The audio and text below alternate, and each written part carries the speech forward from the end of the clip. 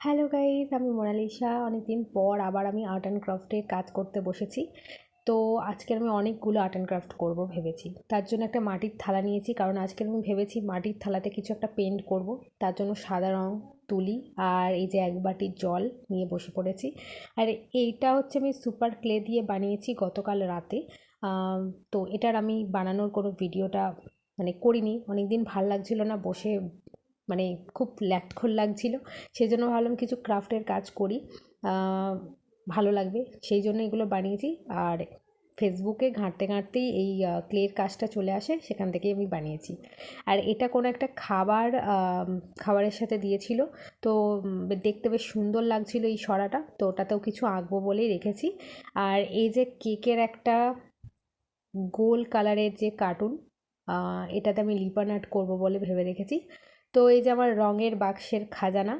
আর Lippan art করতে গেলে তো আঠার প্রয়োজন হবেই, আর এই ফেভিকল আঠাটাই সব থেকে ভালো আঠা বলে আমার মনে হয়। তো চলো আর্ট অ্যান্ড ক্রাফটের কাজগুলো করি, নেক্সট শর্টসগুলোতে আসতে চলে।